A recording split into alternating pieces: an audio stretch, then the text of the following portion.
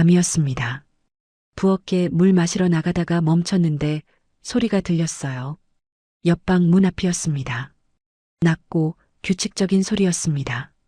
무엇인지 모를 리 없었어요. 62년을 살았으니까요. 그런데 발이 움직이지 않았습니다. 부엌은 두 걸음 앞에 있었고 그냥 지나가면 됐는데 저는 그 자리에 서서 숨을 죽이고 그 소리를 듣고 있었어요. 그날 밤 저는 처음 알았습니다. 3년 동안 혼자 살면서 제가 무엇을 잃어버리고 살았는지를요. 그로부터 며칠 뒤 아침이었습니다.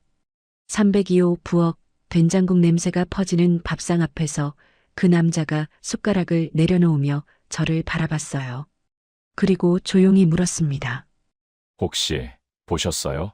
심장이 멎었습니다. 도망가야 했어요. 그게 맞는 일이었습니다.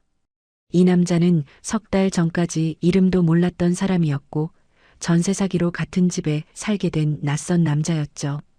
그런데 저는 도망가지 않았습니다. 이 이야기는 석 달 전 이사 트럭 2대가 빌라 앞에 동시에 섰던 날부터 시작됩니다. 사연 시작 전 구독, 좋아요 한 번씩 눌러주세요. 때는 늦가을이었습니다. 하늘은 높고 바람은 제법 차가웠는데 저는 이사 트럭 짐칸에서 상자들이 내려오는 걸 지켜보며 오만 가지 감정을 혼자 사귀고 있었죠. 30년 넘게 살던 집을 나와야 했던 건 전세 계약이 만료되면서 새 집을 알아봐야 했기 때문이었는데 딸 민지가 이 동네 빌라를 찾아줬습니다. 역에서 가깝고 방도 3개나 되고 무엇보다 전세금이 제 예산에 딱 맞았어요. 62세 오해경. 남편을 떠나보내고 3년째 혼자인 저는 그 빌라 302호를 처음 봤을 때 여기서 조용히 살아야겠다고 생각했습니다. 꽃집 파트타임을 하면서 저녁엔 TV를 켜놓으면서 아무도 모르는 곳에서 작고 소박하게 살아야겠다고요. 3년이라는 시간이 짧다면 짧고 길다면 길었습니다. 남편이 없는 집에 익숙해지는데 1년이 걸렸고 밥상을 혼자 차리는 게 당연해지는데 또 1년이 걸렸어요. 그리고 1년은 그냥 흘렀고 슬프지도 않았습니다. 그냥 조용했고 그 조용함이 일상이 됐습니다. 302호를 처음 보러 갔던 날 햇빛이 잘 드는 방 창문을 열었더니 바람이 들어왔습니다. 오래된 빌라였지만 창이 크고 밝았는데 저는 그 창문 앞에 서서 생각했어요. 여기라면 괜찮겠다고. 새로 시작하기에 너무 늦은 나이는 아니라고. 크게 바라는 게 없었습니다. 그냥 조용하고 밝고 혼자이면 됐어요. 그런데 이사 당일 그 생각이 전부 엉켜버렸습니다. 이삿짐 아저씨 2분이 박스를 들고 계단을 오르기 시작했고 저도 가벼운 짐 하나를 들고 뒤따랐는데 3층에 막 올라서는 순간이었어요. 계단 위쪽에서 커다란 박스가 내려오고 있었고 박스 뒤에 사람이 있다는 걸 저는 너무 늦게 알았습니다. 짐이 서로 부딪혔고 박스 모서리가 제 어깨를 스쳤어요. 박스를 내려놓은 남자가 고개를 내밀며 괜찮냐고 물으려다 저와 눈이 마주쳤습니다. 죄송합니다. 혹시 302호 이사 오신 건가요? 남자가 물었어요. 저는 고개를 끄덕이며 대답했습니다. 네, 저 302호인데요. 저도 302호입니다. 그분이 조용히 말했어요. 잠깐 침묵이 흘렀습니다. 둘 다 아무 말도 하지 못하고 서로를 바라봤고 이삿짐 아저씨들은 영문도 모른 채 계속 짐을 나르고 있었죠. 저는 계약서를 꺼냈고 그분도 계약서를 꺼냈습니다. 집 주소가 같았고 계약 날짜도 비슷했으며 부동산 중개인 이름도 같았어요. 저는 핸드폰을 들어 부동산에 전화했지만 신호음만 길게 울리다 끊겼고 집주인 번호로 걸어봤더니 없는 번호라는 안내가 흘러나왔습니다. 그때 빌라 관리인 아저씨가 계단을 올라오다가 두 사람과 두 무더기의 짐을 번갈아 보더니 난감한 표정을 지었습니다. 두 분 다 이 집 계약하셨어요? 이거 전세 사기 아닐까요? 아저씨가 말했어요. 그 말이 공기 중에 퍼지는데 1초도 걸리지 않았습니다. 이미 두 사람의 이삿짐은 302호 안에 절반씩 들어가 있었고 각자 이전에 살던 집에는 새 세입자가 들어온 상태였으니까요. 오도 가도 못하는 상황이 된 겁니다. 경찰에 신고하고 변호사와 통화하고 구청에도 전화해 봤습니다. 변호사의 말은 간결하고도 냉정했어요. 전세금 반환까지 빠르면 6개월, 길면 1년 이상 걸릴 수 있습니다. 그동안 퇴거 명령이 내려지지 않으면 거주는 가능하십니다. 변호사가 말했습니다. 거주는 가능하다. 그 말이 저한테는 아무런 위로가 되지 않았어요. 모르는 남자와 한 집에 살아야 한다는 뜻이었으니까요. 방은 3개였습니다. 저는 햇빛이 잘 드는 방을 골랐고 그분은 말없이 나머지 방들 중 더 큰 쪽을 택했어요. 마지막 방 하나는 양쪽에 짐 박스들이 가득 채웠고 거실 하나, 화장실 하나, 부엌 하나를 2사람이 나눠 써야 했습니다. 첫날 저녁은 각자 편의점에서 사온 것으로 때웠습니다. 마주칠 때마다 어색하게 눈인사만 했고 굳이 말을 걸지 않았어요. 그분의 이름도 나이도 왜 이 집을 계약했는지도 그날은 아무것도 알 수 없었습니다. 밤 10시쯤 저는 방으로 들어가 문을 닫고 잠금 장치를 찾았는데 없었어요. 방 안에 있던 의자를 끌어다가 문 손잡이에 기댔습니다. 우스운 일이었지만 그렇게라도 해야 마음이 조금 놓일 것 같았어요. 침대에 누워 천장을 바라봤습니다. 3년 전 남편을 잃고 혼자 살아온 집을 뒤로하고 새로 시작하려던 302호가 이런 식으로 시작될 줄은 몰랐어요. 딸 민지가 알면 난리가 날 일이었고 저도 어떻게 해야 할지 막막하기만 했습니다. 남편이 살아있었다면 이런 일이 생겼을까? 그 생각이 스쳐 지나갔습니다. 남편은 꼼꼼한 사람이었어요. 계약서 하나를 쓸 때도 조항 하나하나를 다 읽었고 도장을 찍기 전에 반드시 한 번 더 확인했습니다. 저는 그런 남편이 답답하다고 생각한 적도 있었는데 지금 이 순간 그 꼼꼼함이 이렇게 그리울 줄은 몰랐어요. 혼자라는 게 이런 것이었습니다. 실수를 해도 같이 책임질 사람이 없고 잘못됐을 때 화낼 사람도 없었어요. 전세 사기를 당했다는 변호사의 말을 들으면서도 저는 혼자 고개를 끄덕이고 혼자 전화를 끊었습니다. 방 배정을 할 때도 그랬어요. 그분과 저는 3개의 방 앞에 서서 아무 말도 하지 않았는데 저는 제일 먼저 햇빛 드는 방문을 열어봤습니다. 이사 오기 전 부동산에서 봤던 그 창이 큰 방이었어요.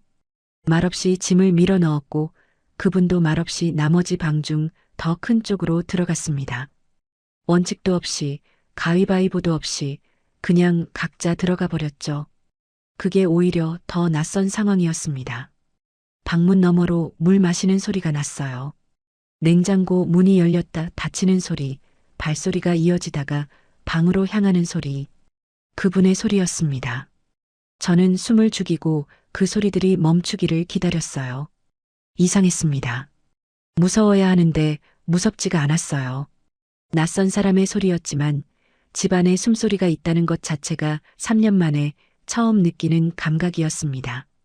302호에서의 첫날 밤이었습니다. 마지막 날이 언제일지 그때는 아무도 몰랐죠. 그분의 이름을 알게 된 건 이사 다음 날 아침이었습니다. 부엌에서 물을 끓이고 있는데 거실 쪽에서 인기척이 나더니 그분이 슬리퍼를 끌며 나왔어요. 저와 눈이 마주치자 짧게 목례를 하고 나서 말했습니다. 한승우입니다. 65세고요. 전에 건축사무소 운영했습니다. 그분이 간결하게 말했어요. 딱 그만큼만 말하고 냉장고를 열었습니다. 저도 지지 않고 짧게 답했어요. 오혜경입니다. 62세예요. 동네 꽃집에서 파트타임 하고 있고요. 그렇게 302호의 2사람은 첫 인사를 마쳤습니다. 악수도 반가운 미소도 없었어요. 어색하다는 말로도 부족했고 그렇다고 적대적이지도 않았습니다. 그냥 어쩌다 같은 집에 살게 된 남남이었죠. 65세, 은퇴한 건축사무소 소장 한승우는 말보다 행동이 먼저인 사람이었습니다. 말을 아꼈고 필요 이상으로 웃지 않았으며 자기 생활 방식에 대해서는 타협할 생각이 전혀 없어 보였어요. 그게 문제의 시작이었습니다. 첫 번째 충돌은 부엌에서 시작됐습니다. 이사 사흘째 새벽이었는데 자고 있는데 부엌 쪽에서 소리가 났어요. 냉장고 문 여닫는 소리, 냄비 꺼내는 소리, 가스 불 켜는 소리. 시계를 보니 새벽 6시였습니다. 이불을 뒤집어 쓰고 버텨보려 했지만 소용없었어요. 도마 소리까지 시작됐거든요. 결국 잠이 깼습니다. 눈이 뻑뻑하고 머리가 무거운 채로 부엌. 문 앞에 서서 보니 승우 씨가 아무렇지 않게 아침을 차리고 있었어요. 새벽 수영을 다녀온 것 같았는데 젖은 머리에 운동복 차림이었습니다. 저를 보더니 짧게 고개를 끄덕였어요. 일어나셨어요? 저는 아무 말도 하지 않고 방으로 들어왔어요. 쪽지를 써서 부엌 냉장고에 붙였습니다. 아침 준비는 7시 이후로 부탁드려요. 잠을 자고 있어서요. 다음 날 아침 그 쪽지 아래 새 쪽지가 붙어 있었어요. 저는 평생 6시에 먹었습니다. 딱 그 한 줄이었습니다. 저는 그 쪽지를 한참 바라봤어요. 어이가 없어서 웃음이 나올 뻔했는데 꾹 참았습니다. 지면 안 될 것 같았거든요. 두 번째 충돌은 화장실이었습니다. 꽃집 출근 준비를 하려고 아침에 화장실 문을 잡아당겼는데 잠겨 있었어요. 안에서 물 흐르는 소리가 들렸고 샤워 중이었습니다. 문 앞에서 기다렸는데 5분이 지났어요. 10분이 지났습니다. 나올 기미가 없었어요. 저는 문을 두드렸습니다. 저 화장실 써야 하는데요. 안에서 아무 소리가 없었습니다. 들리지 않은 건지 들었는데 모른 척한 건지 알 수가 없었어요. 다리를 모으고 그 자리에 서서 계속 기다렸는데 결국 문이 열린 건 그로부터 한참 지나서였습니다. 승우 씨가 수건으로 머리를 닦으며 나왔어요. 아무렇지 않은 표정이었습니다. 저는 화장실로 들어가면서 참았던 말이 나왔어요. 안에 사람 기다리는데 노크하면 좀 빨리 나와주세요. 노크 소리 못 들었습니다. 승우 씨가 담담하게 대답했어요. 그 말투가 더 얄미웠습니다. 화장실 문을 닫고 나서야 혼잣말이 터져 나왔어요. 아니, 저 양반이. 세 번째는 냉장고였습니다. 처음에 두 사람은 냉장고 칸을 테이프로 나눴는데 윗칸은 제 것, 아랫칸은 승우 씨 것이었어요. 그런데 사흘도 안 돼서 묵은지 냄새가 냉장고 전체를 점령해버렸습니다. 참다 말했어요. 냄새나는 반찬은 밀폐 용기에 넣어주시면 안 될까요? 제가 조심스럽게 물었습니다. 승우 씨가 냉장고를 열어보더니 담담하게 말했어요. 묵은지는 원래 이 냄새가 나야 제맛입니다. 그 말투가 어찌나 확신에 차 있던지 저는 할 말을 잃고 부엌에서 나와버렸습니다. 방 안에 들어와 문을 닫고 나서야 혼잣말이 터져 나왔어요. 아니, 저 양반이 또. 네 번째는 리모컨이었습니다. 저녁 8시 제가 보던 드라마가 막 클라이맥스로 치닫던 참에 승우 씨가 거실로 나왔어요. 소파에 앉아 TV를 바라보는데 드라마를 보는 건지 뉴스를 기다리는 건지 알 수가 없는 표정이었습니다. 모른 척 드라마에 집중했는데 그분도 아무 말 없이 앉아 있었어요. 8시 정각에 뉴스가 시작되자 승우 씨가 손을 뻗어 리모컨을 집었다가 제 시선을 느꼈는지 그대로 내려놓고 일어서더니 방으로 들어가 버렸습니다. 저는 드라마를 봤습니다. 그런데 이상하게 재미가 없었어요. 주인공이 뭐라고 하는지 귀에 들어오지 않았습니다. 괜히 리모컨을 손에 쥐었다 놓았다 했죠. 그 즈음 친구 미경이한테 전화가 왔습니다. 저랑 동갑인 박미경은 동네에서 미용실을 하는 친구인데 제 상황을 전해 듣고는 입을 다물지 못했어요. 야, 오혜경, 그게 무슨 말이야? 모르는 남자랑 한 집에 살아? 당장 나와. 저는 나올 데가 없다고 설명했어요. 미경이는 잠깐 침묵했다가 다시 물었습니다. 근데 그 아저씨 어때? 위험한 사람은 아니야? 잠깐 생각하다가 솔직하게 말했습니다. 위험하진 않아. 근데 고집이 세고 말이 없어. 새벽부터 부엌에서 소리내서 잠 깨우고 화장실은 20분씩 쓰고 묵은지 냄새로 냉장고 점령하는 사람이야. 야, 그거 드라마 아니야? 근데 밥은 어떻게 해? 미경이가 웃으면서 물었습니다. 같이 먹더라고, 밥은. 말하고 나서 저도 피식 웃음이 났습니다. 그게 또 이상했어요. 첫 번째로 같이 밥을 먹은 건 이사 열흘쯤 됐을 때였습니다. 제가 장을 봐와서 혼자 저녁을 차리는데 승우 씨가 부엌으로 들어오더니 말없이 도마를 꺼냈어요. 그리고 냉장고에서 김치를 꺼내 썰기 시작했습니다. 저는 그러지 않아도 된다고 했어요. 괜찮아요. 제가 할게요. 승우 씨는 대답 없이 계속 썰었어요. 그 뒷모습을 잠깐 바라봤는데 말리기도 어색하고 내버려두기도 어색한 상황이었습니다. 그렇게 두 사람은 나란히 부엌에 서서 밥상을 차렸고 처음으로 같은 식탁에 마주 앉았습니다. 말 한마디 없이 숟가락질만 했어요. 국 떠먹는 소리, 밥 씹는 소리, 가끔 잔에 물 따르는 소리. 그게 전부였는데 이상하게도 밥맛이 났습니다. 혼자 먹던 밥상이 늘 조금씩 써 있었다는 걸 저는 그때서야 알았죠. 밥을 다 먹고 각자 설거지를 하고 있는데 승우 씨가 불쑥 물었습니다. 혹시 전에 대림 아파트 사셨어요? 저는 깜짝 놀라 고개를 돌렸습니다. 네, 어떻게 아세요? 저도 거기 살았습니다. 301동이었는데요. 잠깐 멈췄어요. 저는 402동이었어요. 그럼 우리 같은 아파트였네요? 승우 씨가 짧게 고개를 끄덕였어요. 저도 모르게 쓴웃음 같은 게 나왔습니다. 같은 아파트에 살면서 한 번도 마주친 적 없던 두 사람이 이렇게 한 집에 살게 됐다는 게 우스웠어요. 우스우면서도 묘했습니다. 승우 씨가 행주로 손을 닦으며 자기 방으로 들어갔어요. 저는 혼자 부엌에 남아 설거지를 마저 했습니다. 그날 밤 침대에 누웠는데 아까 의자를 문에 기댄 게 생각났습니다. 이날은 의자를 끌어다 대지 않았어요. 그냥 불을 끄고 누웠는데 방문 너머로 물 마시는 소리가 들렸고 냉장고 문 여닫는 소리가 났습니다. 잠시 후 승우 씨 방에서 불이 꺼졌어요. 집안에 사람 소리가 난다는 게 이렇게 다른 느낌인 줄은 몰랐습니다. 무섭지 않았어요. 혼자이던 밤이 조금 짧게 느껴졌습니다. 다음 날 아침 꽃집에 가려고 현관문을 여는데 문 앞에 우유 한 팩이 놓여 있었어요. 승우 씨가 새벽 산책을 나갔다 오면서 사온 것이었는데 쪽지도 없고 이름도 없었습니다. 그냥 거기 있었어요. 저는 그 우유를 한참 내려다봤습니다. 새벽부터 잠 깨우는 사람이 우유는 또 사다 놓는다는 게 이상하게 마음에 걸렸어요. 302호 생활이 한 달을 넘어가면서 두 사람 사이에 조금씩 변화가 생기기 시작했습니다. 싸움이 줄었다기보다는 서로의 방식을 파악하게 됐다는 쪽이 더 맞는 표현이었죠.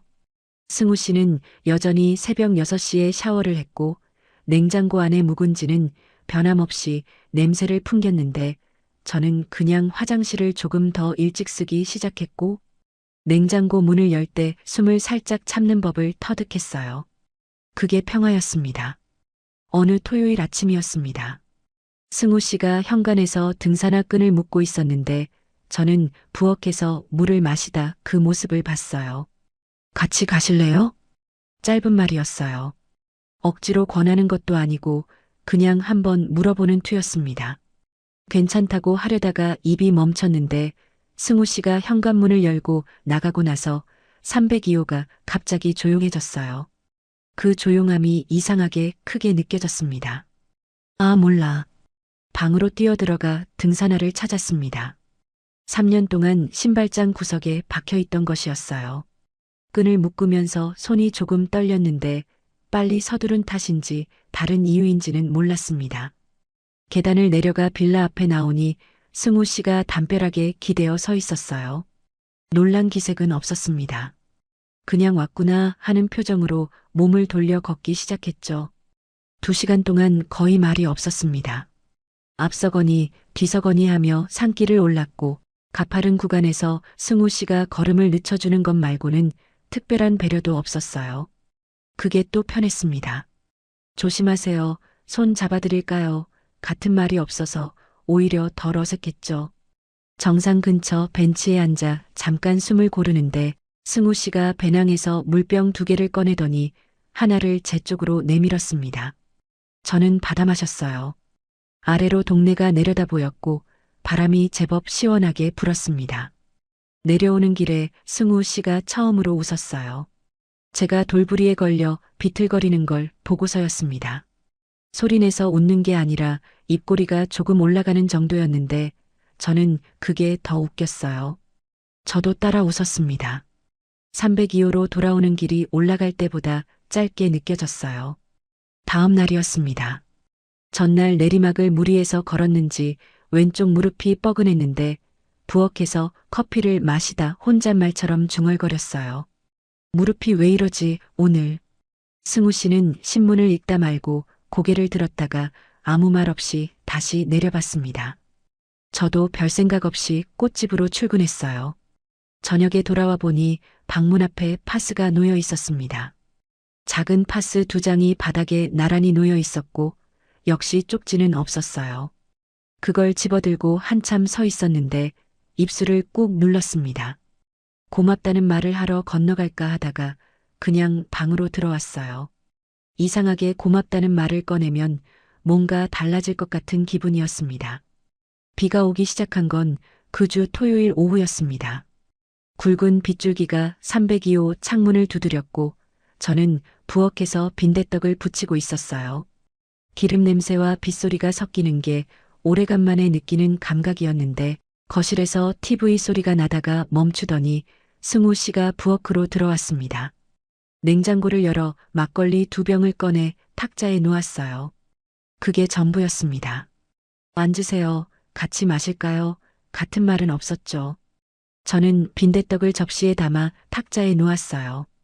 두 사람이 자연스럽게 마주 앉았습니다.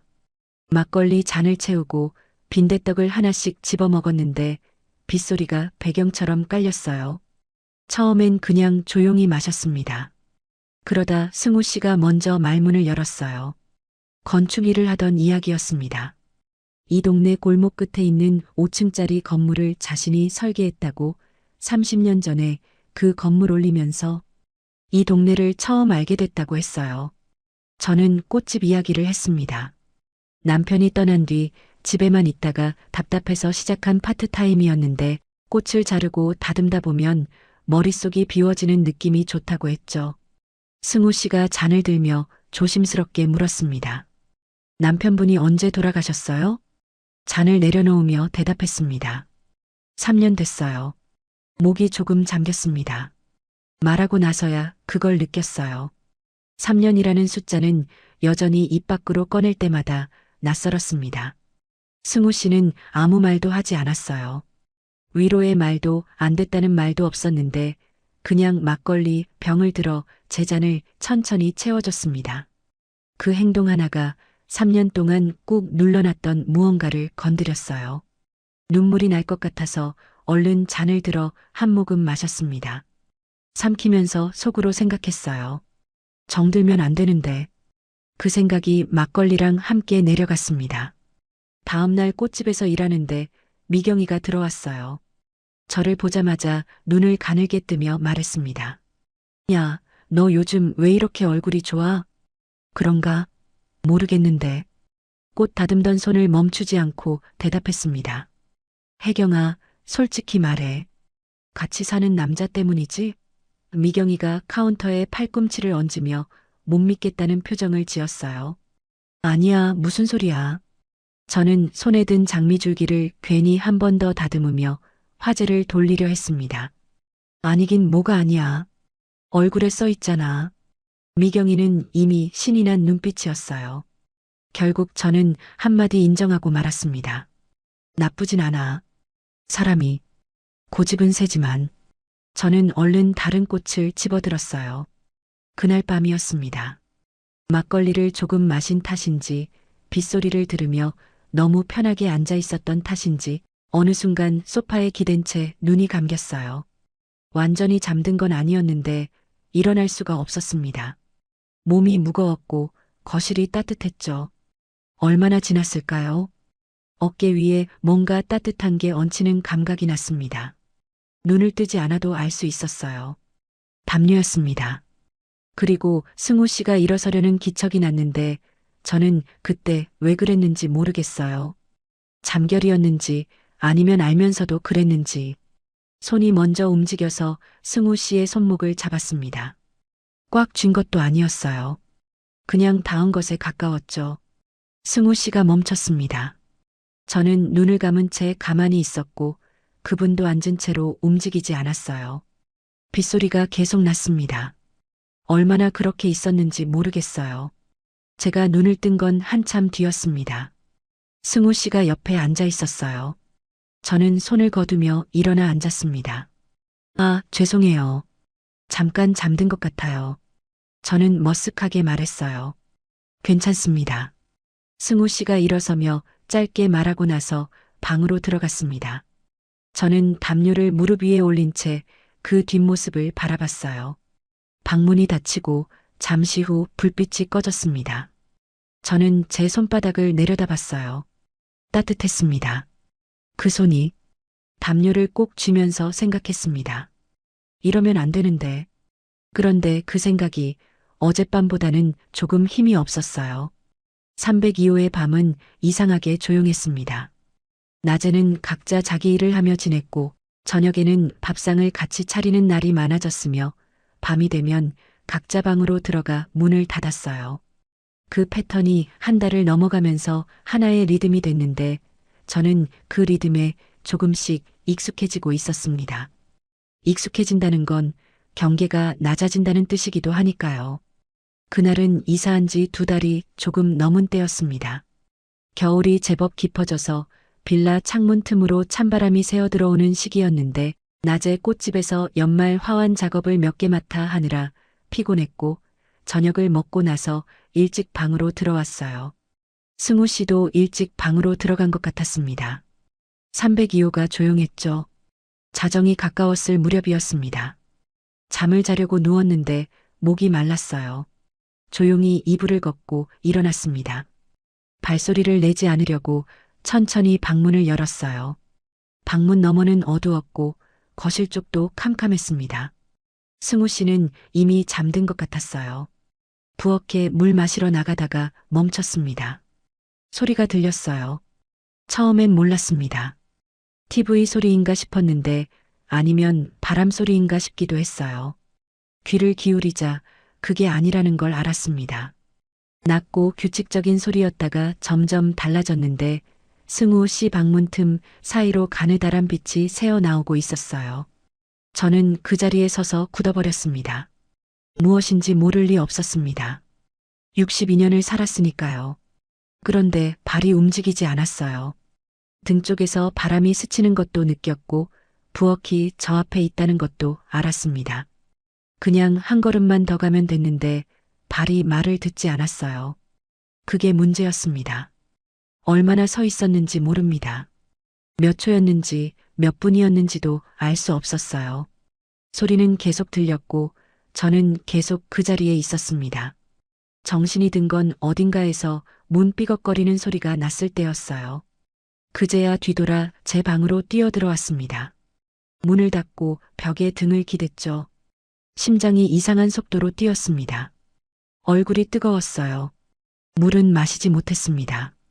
침대에 누웠지만 눈이 감기지 않았어요. 천장을 바라보며 속으로 되뇌었습니다. 이러면 안 돼. 같은 집에 사는 분이잖아. 이러면 안 돼.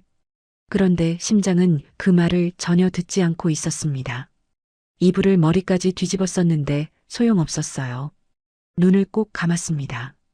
그것도 소용없었어요. 뒤집었었던 이불을 걷어냈는데 방 안이 어둡고 조용했지만 머릿속은 전혀 조용하지 않았습니다. 이불 위에 가만히 누운 채 자신도 모르게 손이 가슴 위에 얹혀 있다는 걸 뒤늦게 깨달았어요. 심장 소리가 느껴졌습니다.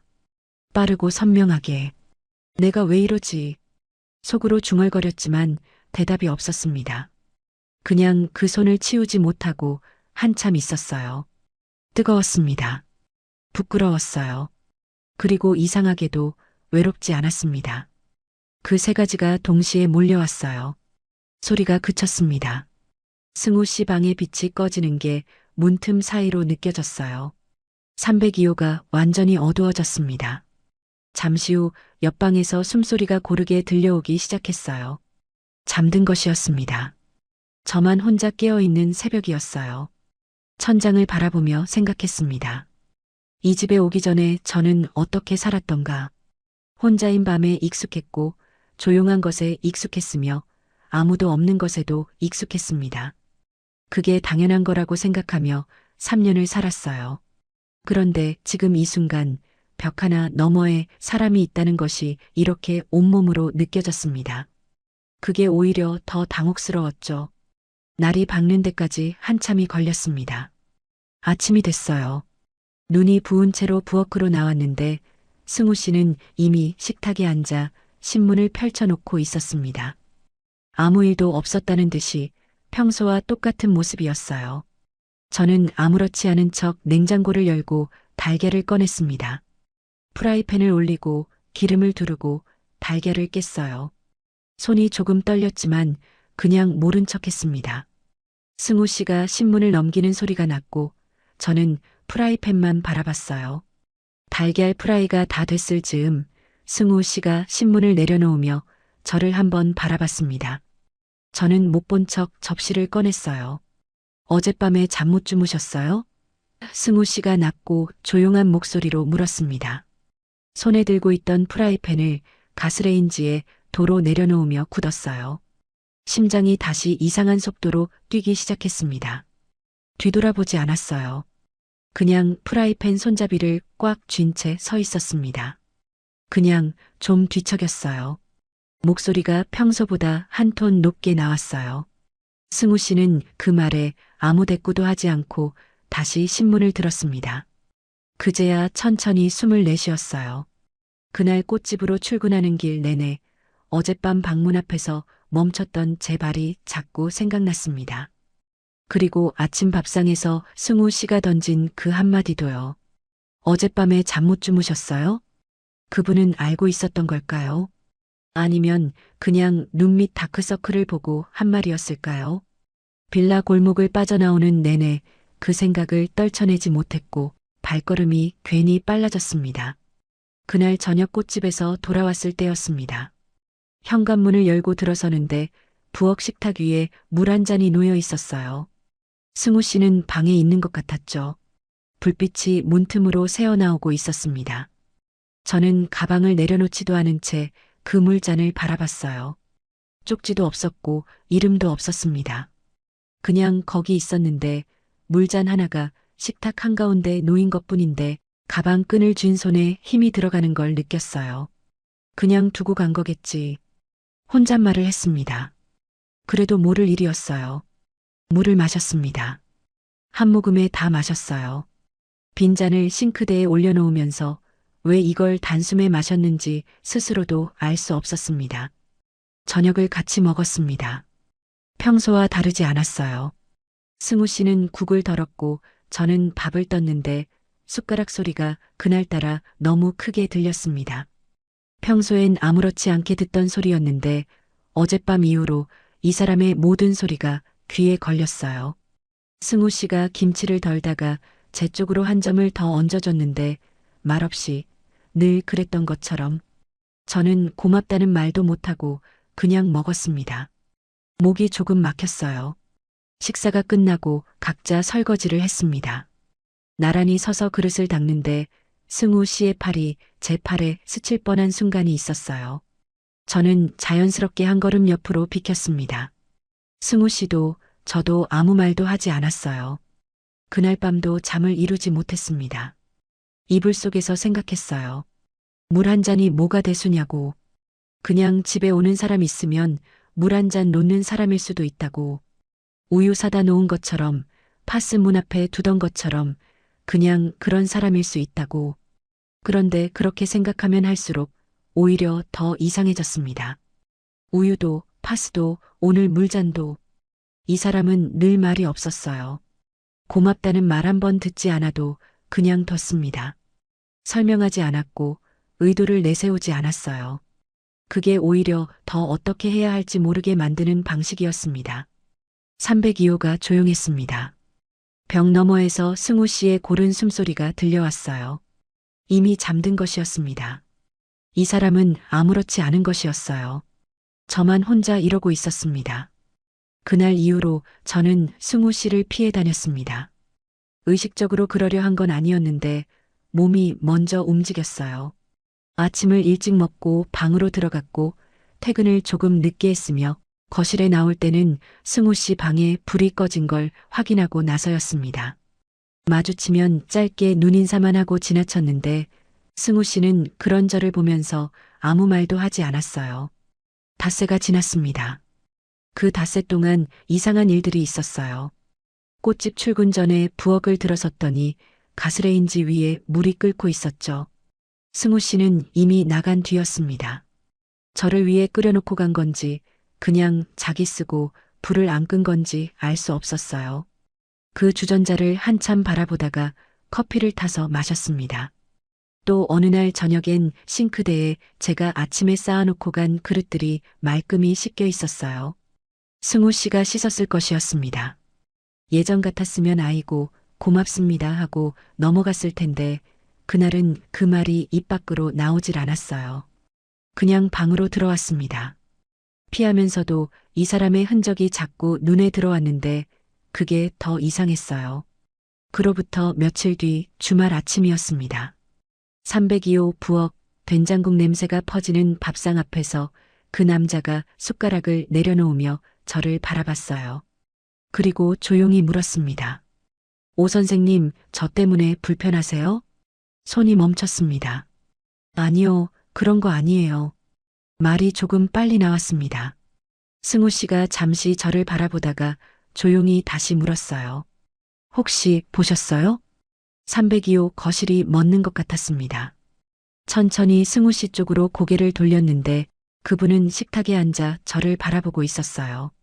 표정이 민망하거나 화가 난 것도 아니었습니다.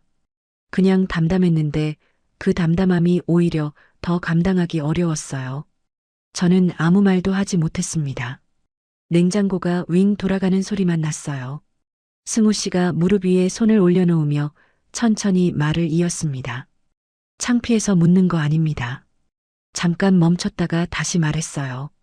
불쾌하셨다면 죄송합니다. 근데 저도 오 선생님도 오래 혼자였잖아요. 승우 씨가 저를 똑바로 봤습니다. 오늘 밤 제가 옆에 있어도 됩니까? 싫으시면 다시는 이런 말 안 합니다. 저는 그 자리에서 몸을 돌려 제 방으로 들어갔습니다.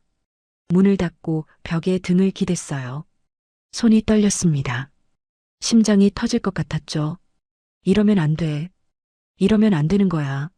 속으로 되뇌는데 그 말이 공허하게 들렸습니다. 방 안에 서서 한참을 움직이지 못했어요. 새벽에 물 마시러 나갔다가 소리를 듣고 방으로 도망쳐 들어오던 그 밤도 손을 잡힌 채 잠이 들었던 그 소파도 다 지나가는 일인 줄 알았습니다. 그런데 이 사람이 묻습니다. 옆에 있어도 됩니까? 라고. 누군가 그런 말을 해줄 거라고는 생각해 본 적이 없었어요. 남편이 살아있을 때도 그 말을 들어본 적이 없었습니다. 그냥 같이 살았어요. 같이 밥을 먹고, 같이 잠을 자고, 같이 늙어갔습니다. 그게 당연한 줄 알았는데, 먼저 가고 나서야 당연한 게 아니었다는 걸 알았죠. 62년 만에 처음 들어보는 방식의 말이었어요. 부끄러운 말이었는데, 그 말이 이렇게 깊이 박혔습니다. 벽에 기댄 채 조용히 바닥으로 내려앉았습니다. 무릎을 세우고 얼굴을 묻었어요. 소리는 내지 않았습니다. 그냥 눈물이 났는데 왜 우는지 설명할 수 없었어요. 다만 오랫동안 꾹꾹 눌러온 것들이 이 한마디에 건드려진 것 같았습니다. 얼마나 지났을까요? 천천히 일어났습니다. 눈물을 손등으로 닦고 거울 앞에서 얼굴을 한번 봤는데 엉망이었어요. 그래도 방문을 열었습니다. 거실에 나오니 승우 씨가 아직 식탁에 앉아 있었어요. 기다린 것이었습니다. 맞은편에 가서 앉았는데 한참 동안 두 사람 다 말이 없었죠. 제가 먼저 입을 열었습니다. 무섭습니다. 승우 씨가 저를 바라봤습니다. 저도요. 짧은 침묵이 흘렀습니다. 승우 씨가 조용히 덧붙였어요. 그래도 혼자보단 낫지 않습니까? 그 말을 듣고 한동안 발밑을 바라봤습니다. 무섭다는 말에 무섭다고 대답하는 사람이었어요. 위로하지도 않고 설득하지도 않았습니다. 그냥 같은 자리에 있었는데 그게 이상하게 마음을 흔들었어요. 승우 씨가 손을 내밀었습니다. 잠시 그 손을 바라봤어요. 크고 마디가 굵고 오랫동안 일을 해온 사람의 손이었습니다. 천천히 손을 올렸어요. 두 손이 맞닿았습니다. 따뜻했습니다. 승우 씨가 일어서며 저를 이끌었습니다. 두 사람의 발걸음이 거실을 가로질렀어요. 문이 열렸습니다. 이러면 안 된다는 생각은 문을 나서기 전에 이미 내려놓고 온 것이었어요. 승우 씨는 나이에 비해 놀랍도록 정정했습니다. 매일 새벽 수영을 다니고 산을 탄 사람답게 왕성한 활력이 어디서 나오는지 새삼 느꼈어요. 65세가 맞나 싶었습니다. 두 사람은 완전히 하나가 됐어요. 오래 잊고 살았던 온기였어요. 저는 그 온기 안에서 눈을 감았습니다. 창밖에 바람 소리가 났습니다. 혼자 듣던 그 소리와는 완전히 달랐죠. 그게 처음 함께한 날이었습니다. 다음 날 새벽에 잠깐 눈이 떠졌습니다. 방 안이 어두웠고 승우 씨의 숨소리가 고르게 들렸어요. 그 소리를 들으면서 눈을 감았는데 무서운 생각이 들지 않았습니다. 그 대신 이 사람이 매일 새벽 혼자 일어나 물을 마시고 다시 잠들었을 시간들이 생각났어요. 그 옆에 아무도 없었을 그 새벽들이요. 이 사람도 혼자였구나. 그 생각이 천천히 내려앉았습니다. 그날 아침이었습니다. 승우 씨는 냄비를 꺼냈고 저는 냉장고에서 달걀을 꺼냈어요. 나란히 서서 아침을 차렸는데 이상하게 자연스러웠습니다. 그때 핸드폰이 울렸어요. 화면에 민지라고 떴습니다. 엄마, 이번 주말에 갈게요. 그 문자를 보며 손에 쥔 달걀을 그대로 멈췄습니다. 승우 씨가 옆에서 냄비에 물을 붓는 소리가 났어요. 핸드폰 화면을 바라보다가 조용히 내려놓았습니다. 이제까지 없었던 종류의 긴장이 가슴 안으로 밀려들었어요. 민지가 오기 전날 밤이었습니다. 그날 밤이 한동안의 마지막이 될 줄은 몰랐어요. 승우 씨가 제 손을 잡으며 조용히 물었습니다. 무슨 생각해요? 아무것도요. 고개를 저으며 대답했습니다. 그리고 웃었어요. 거짓말이었지만 그 순간만큼은 진심이기도 했습니다. 아무것도 생각하고 싶지 않았으니까요. 승우 씨가 손을 꽉 쥐었어요. 두 사람은 완전히 하나가 됐습니다. 묵직하고 단단한 사람이었어요. 오랫동안 얼어있던 무언가가 비로소 녹는 것 같았는데 그게 슬픈 건지 기쁜 건지 저는 구분하고 싶지 않았습니다. 밤새 함께했어요. 새벽빛이 창문 틈으로 스며들 무렵이었습니다. 승우 씨가 자는 얼굴을 바라봤어요. 눈을 감고 고르게 숨을 쉬는 그 얼굴이 이상하게 낯설지 않았습니다. 그런데 그때 눈에 들어온 게 있었어요. 승우 씨 서랍 위에 봉투 하나가 놓여 있었는데 병원 이름이 찍혀 있었습니다. 대학병원 심장혈관외과. 그 봉투를 바라보다가 눈을 돌렸어요. 그냥 그 단어가 눈에 밟혔습니다. 심장. 저는 조용히 눈을 감았습니다. 다음 날 오후 302호 현관벨이 울렸어요. 문을 여는 순간 민지가 서 있었습니다. 37세 이민지, 제 딸이었어요. 한 손에는 반찬통을, 다른 손에는 핸드백을 들고 있었는데 현관에 들어서자마자 딸의 눈이 아래로 향했습니다. 신발장 앞이었어요. 제 슬리퍼 옆에 남자 슬리퍼가 나란히 놓여 있었죠. 엄마, 이 슬리퍼가 누구 거야? 같이 사는 분 거야. 전세 사기 얘기했잖아, 전에. 민지가 슬리퍼에서 눈을 떼지 않았습니다. 저는 얼른 화제를 돌리려 부엌 쪽을 가리켰어요. 들어와, 남을 묻히고 있었어. 민지가 안으로 들어왔는데 집안을 둘러보는 눈빛이 달랐습니다. 거실 탁자 위에 신문 두 장이 펼쳐져 있었고 소파 한쪽에 남자 등산 재킷이 걸려 있었어요. 부엌 선반에는 제 머그컵 옆에 다른 머그컵이 놓여 있었는데 민지의 눈이 그것들을 하나하나 짚어갔습니다. 그때 승우 씨 방문이 열렸어요. 낮잠을 자다 나온 것 같았는데 거실에 낯선 사람이 있는 걸 보고 멈추더니 짧게 고개를 숙였습니다. 안녕하세요. 같은 집 302호 한승우입니다. 민지가 굳어버렸습니다. 승우 씨는 상황을 눈치챈 듯 외출복을 챙기며 말했어요. 저 잠깐 나갔다 오겠습니다. 현관문이 닫히고 두 사람만 남겨졌습니다. 민지가 저를 바라봤어요. 저는 부엌으로 들어가며 말했습니다. 앉아, 차 끓여줄게. 엄마. 민지의 목소리가 달랐어요. 주전자를 올리다가 멈췄습니다. 저 사람이 누구야? 전세 사기 당해서 같이 살게 됐다고 했잖아. 처음부터 설명했는데 같이 산다는 거랑 저 사람 슬리퍼가 엄마 슬리퍼 옆에 나란히 있는 거랑은 달라. 저는 대꾸하지 않았습니다. 민지가 한 걸음 들어왔어요. 엄마, 솔직하게 말해줘. 저 사람이랑 무슨 사이야? 이웃이야. 같은 집에 사는 이웃. 주전자 손잡이를 잡은 채 가스불을 켰어요. 손이 조금 떨렸습니다. 민지가 더 가까이 왔어요. 엄마, 저 사람이 어떤 사람인지 알기나 해? 전세 사기 피해자라는 것만 알고 같이 사는 거잖아. 몇 달이나 됐어? 그동안 뭘 알게 됐어? 민지가 떨리는 목소리로 말했습니다. 그 말이 가슴에 박혔어요. 가스불을 바라보며 아무 말도 하지 못했습니다. 걱정할까봐 딸에게 이야기하지 않았던 게 이렇게 될 줄은 몰랐습니다. 민지의 목소리가 더 떨리기 시작했어요. 나는 엄마 걱정돼서 연락하고 찾아오는데 엄마는 모르는 남자랑 살고 있잖아. 주전자에서 물 끓는 소리가 나기 시작했어요. 그 소리를 들으면서 할 말을 찾았지만 아무것도 나오지 않았습니다. 민지가 가방을 들었어요. 그제야 돌아봤습니다. 민지야, 나갈게. 현관문이 닫혔습니다. 302호가 다시 조용해졌어요. 한동안 부엌 입구에 서서 민지가 서 있던 자리를 바라봤는데 주전자가 계속 끓었습니다. 가스불을 껐어요. 거실 소파에 앉았습니다. 민지의 말이 머릿속에서 계속 돌았어요. 저 사람이 어떤 사람인지 알기나 해. 몇 달이 됐어. 그동안 뭘 알게 됐어. 틀린 말이 아니었습니다. 그게 더 힘들었어요. 저는 알고 있었습니다. 승우 씨가 새벽에 일어나 물을 마시는 시간을 알았고 막걸리 2잔째에 말이 많아진다는 것도 알았어요. 하지만 민지의 말처럼 이 사람이 왜 혼자인지, 어디서 왔는지, 무엇이 아픈지는 알지 못했습니다. 저녁이 됐습니다. 승우 씨가 돌아왔어요. 거실에 혼자 앉아 있는 저를 보더니 부엌에서 물 한 잔을 가져다 탁자에 놓았습니다. 옆에 앉지는 않았어요.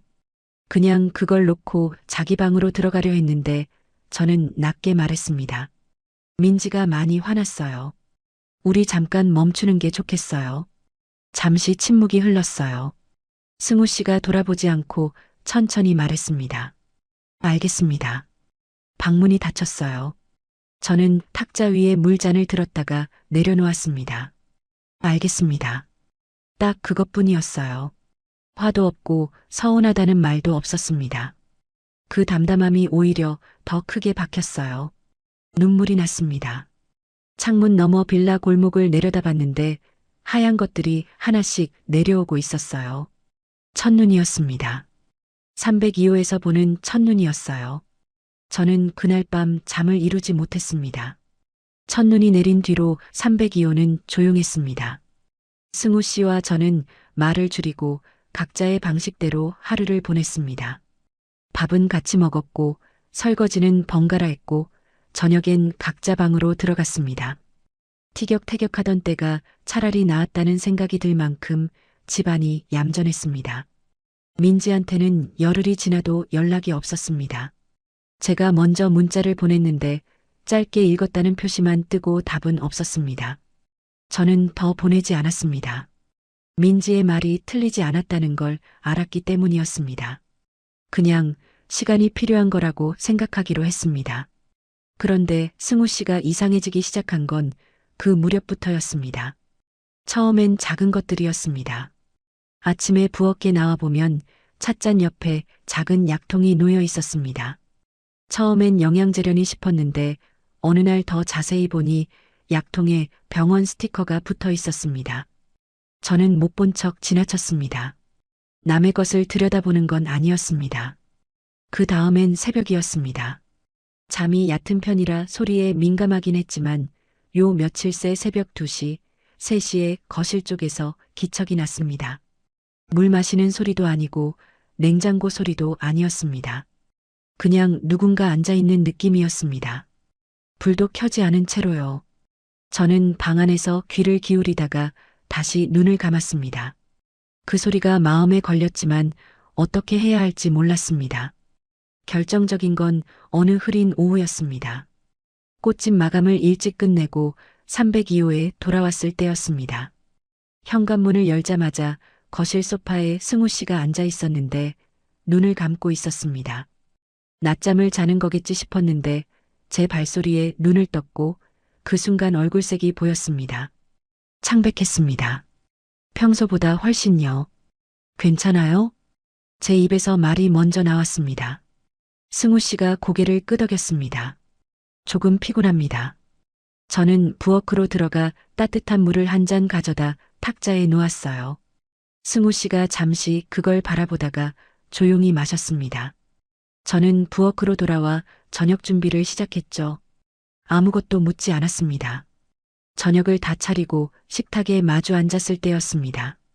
승우 씨가 숟가락을 들었다가 내려놓으며 말했습니다. 오 선생님, 드릴 말씀이 있습니다. 302호가 갑자기 고요해진 것 같았습니다. 냉장고 소리도 들리지 않았어요. 승우 씨가 식탁 위에 두 손을 얹고 잠깐 말을 고르는 것 같았습니다. 심장 수술을 받아야 합니다. 다음 달에요. 저는 밥그릇을 내려다봤습니다. 그 말이 공기 중에 천천히 퍼지는 것 같았습니다. 언제부터 아팠어요? 작년 초에 검사를 받았습니다. 저는 잠깐 그 말의 무게를 가늠해 봤습니다. 수술은 왜 이제 하는 거예요? 무서워서요. 그 말이 나오자마자 승우 씨가 눈을 내려깔았습니다. 65세 남자가 무서워서라는 말을 꺼내는데 얼마나 걸렸을지 저는 짐작도 하기 어려웠습니다. 저는 아무 말도 하지 않았습니다. 할 수가 없었습니다. 그제야 알 것 같았죠. 처음 이사 오던 날부터 짐이 그렇게 단출했던 것도, 새벽에 불도 켜지 않고 혼자 앉아있던 날들도, 우유를 사다 놓고 파스를 문 앞에 두면서도 정작 자기 이야기는 한마디도 하지 않았던 것도, 이 사람은 처음부터 혼자 감당하며 302호에서 살고 있었습니다. 왜 말 안 했어요? 승우 씨가 잠시 식탁 위를 바라봤습니다. 말해서 뭘 어쩌겠습니까? 신경만 쓰이잖아요. 짐이 되기 싫었습니다. 짐이 되기 싫었다는 그 말이 이상하게 가슴에 박혔습니다. 이 사람은 한 번도 폐를 끼치지 않으려 했어요. 302호에서도 지금 이 순간에도요. 그게 얼마나 오래된 습관인지, 그게 얼마나 외로운 일인지. 저는 밥그릇을 옆으로 밀고 물었습니다. 수술하면 회복이 얼마나 걸려요? 한 달 정도는 조심해야 한다고 했습니다. 그동안 누가 있어요? 승우 씨가 말이 없었습니다. 저는 그 침묵이 답이라는 걸 알았습니다. 이 사람은 퇴원하고 혼자 집에 들어갈 생각을 하고 있었어요. 혼자 밥을 차려 먹고, 혼자 약을 챙기고, 혼자 회복하려 했습니다. 그 그림이 싫었습니다. 너무 싫었습니다. 저는 승우 씨의 옆모습을 바라봤습니다. 불도 켜지 않고 혼자 앉아있던 그 시간들이 어떤 감각인지 이제는 알 것 같았습니다. 승우 씨, 네. 저 죽 끓일 줄 알아요. 흰죽이랑 호박죽이랑 다요. 승우 씨가 저를 바라봤습니다. 저는 눈을 피하지 않았습니다. 수술 끝나고 퇴원하면 제가 끓여드릴게요. 승우 씨가 한동안 아무 말도 하지 않았습니다. 저도 아무 말을 덧붙이지 않았습니다. 두 사람이 그냥 마주보고 있었죠. 오 선생님이 왜요? 조용한 물음이었습니다. 거절이 아니라 진짜로 묻는 말투였습니다. 같이 사는 사람이니까요. 그것뿐이었습니다. 다른 말은 필요하지 않았어요. 그날 저녁밥을 다 먹고 설거지를 하는데 핸드폰이 울렸습니다. 민지였습니다. 저는 행주로 손을 닫고 받았습니다. 엄마, 응, 나 내일 가도 돼? 짧은 물음이었죠. 저는 가스불 앞에 서서 잠깐 눈을 감았습니다. 와, 민지야. 전화를 끊고 나서 부엌 창문으로 밖을 내다봤습니다. 흐렸던 하늘이 어느새 맑아지고 있었습니다. 저는 그 밤 처음으로 승우 씨 방문 앞에 서서 노크를 했어요. 내일 민지가 와요. 그냥 말하려고요. 잠시 후 방 안에서 낮은 목소리가 들렸어요. 알겠습니다. 그것뿐이었습니다. 그런데 그 한마디가 302호 복도에 한동안 머물렀습니다. 저는 제 방으로 돌아와 침대에 누웠어요. 오랜만에 쉽게 눈이 감겼습니다. 다음 날 오후 민지가 왔습니다. 손에 반찬통을 들고 있었는데 얼굴엔 무언가 다 결심하고 온 사람 같은 표정이었어요.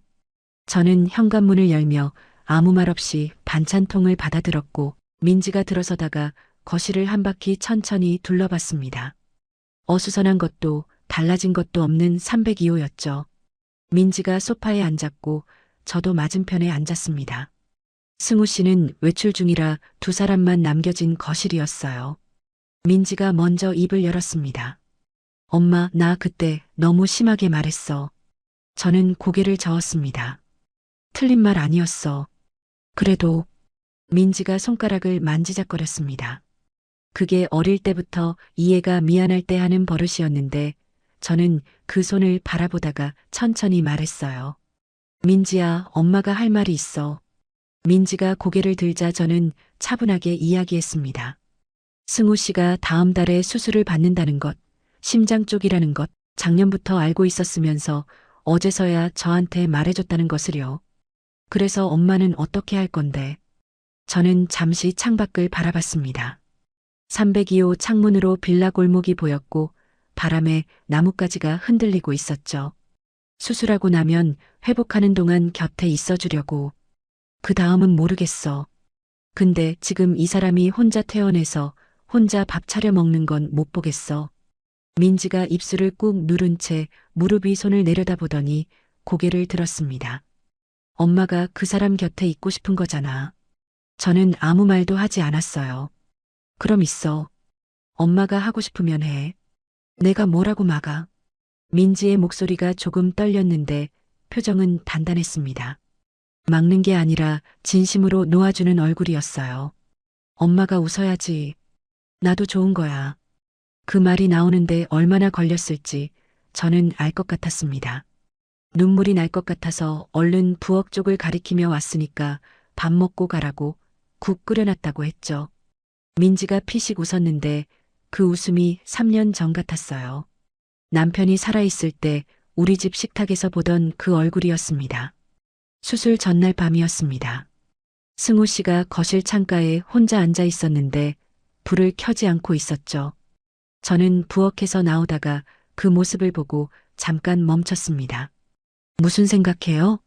승우 씨가 창밖을 바라보다 고개를 저으며 그냥이라고 했어요.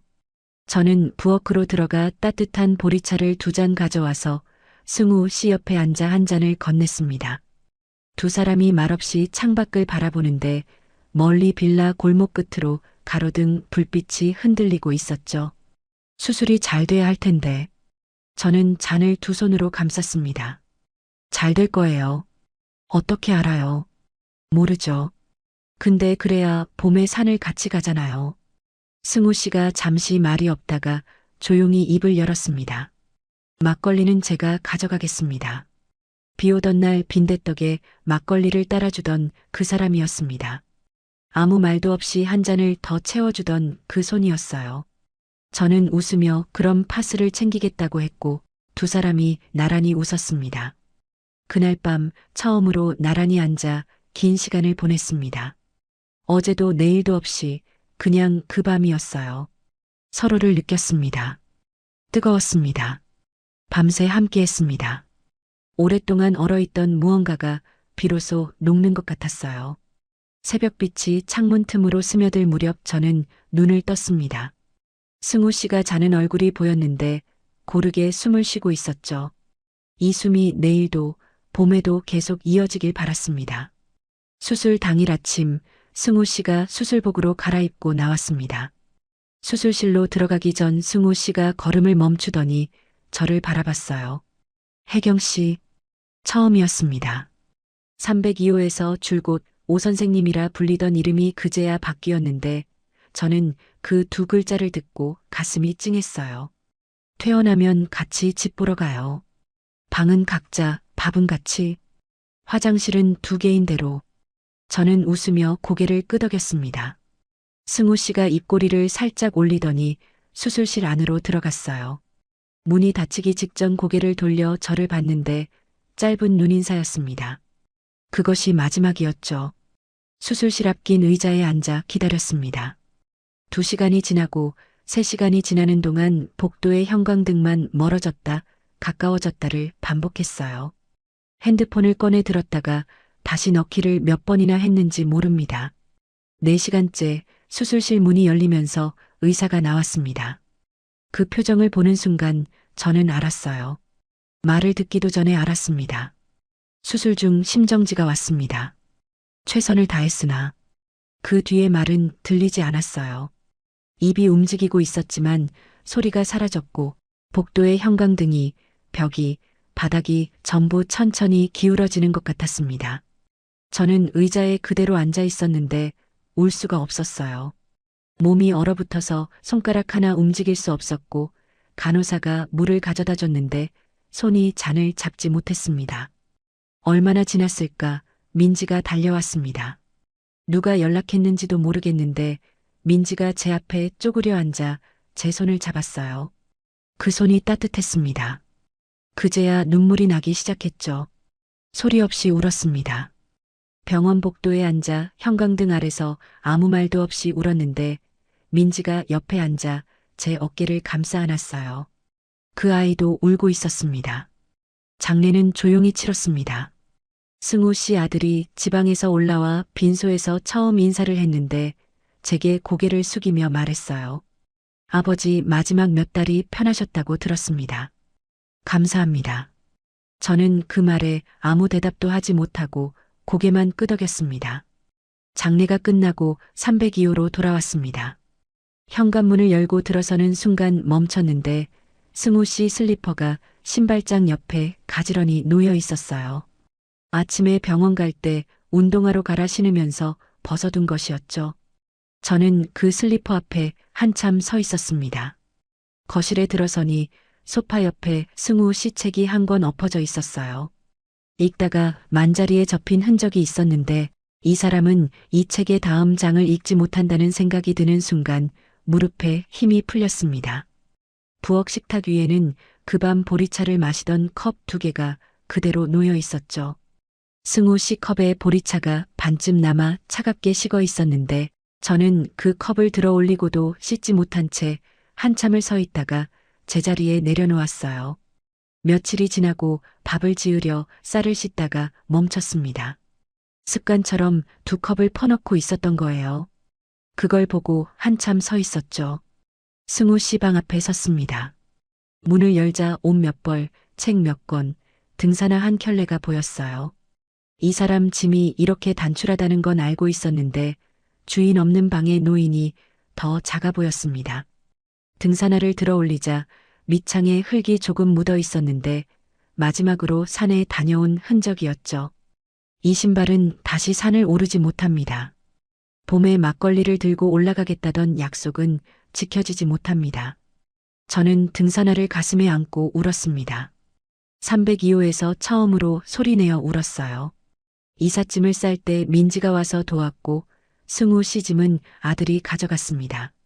마지막으로 부엌 창문 앞에 서서 한참을 바라봤는데 이 창문으로 비 오던 날 빈대떡을 붙였고 이 식탁에서 묵은지 냄새로 다투고 리모컨을 빼앗기던 그 집이었어요. 전세 사기로 시작된 일이었습니다. 이 집에서 이렇게 된 거였죠. 새 집에는 혼자 왔습니다. 방도 하나, 화장실도 하나면 됐어요. 2개짜리를 볼 필요가 없어진 겁니다. 짐을 풀고 나서 창밖을 봤습니다. 나무들이 아직 앙상했지만 가지 끝에 뭔가 맺히고 있었고 햇살은 따뜻했어요. 봄이 오고 있었습니다. 승우 씨가 보지 못할 봄이었죠. 창가에 앉아 보리차를 끓이려다 컵을 하나만 꺼냈습니다. 하나만 꺼내는 게 이렇게 어려운 일인 줄 몰랐어요. 그때 핸드폰이 울렸습니다. 엄마, 저녁에 갈게. 밥 같이 먹자. 저는 잠깐 말이 나오지 않다가 겨우 대답했어요. 그래. 와. 전화를 끊고 부엌에 서서 냄비를 꺼냈습니다. 된장을 풀고 두부를 썰었는데 손이 기억하고 있었어요. 누군가를 위해 밥을 짓는 일, 그게 제가 할 수 있는 일이었습니다. 국이 보글거리기 시작했습니다. 이 나이에 이런 일이 생길 줄은 몰랐어요. 생각지 못한 곳에서 생각지 못한 방식으로 생각지 못한 사람을 만났고 생각지 못한 방식으로 보냈습니다. 후회는 없었어요. 302호에서 보낸 그 시간이 없었다면 저는 이 따뜻함을 모르고 살았을 겁니다. 짧았지만 분명히 봄이었고 승우 씨가 제 겨울을 녹여준 것이었죠. 여러분도 혹시 모릅니다. 지금 이 순간 가장 뜻밖의 자리에서 누군가가 기다리고 있을지도요. 그 시간이 길든 짧든 상관없습니다. 너무 늦었다고 이제 와서 뭘 하겠냐고 생각하지 마시길 바랍니다. 사랑했던 시간은 사라지지 않습니다. 그 사람이 떠나도 그 온기는 남아요. 오늘 이야기가 마음에 드셨다면 다른 영상도 시청해 주세요. 좋아요와 구독, 알람 설정은 무료입니다. 마음에 남는 장면이 있으셨다면 댓글로 나눠주세요. 선생님의 한마디가 다른 분께 깊은 울림이 될 수 있습니다.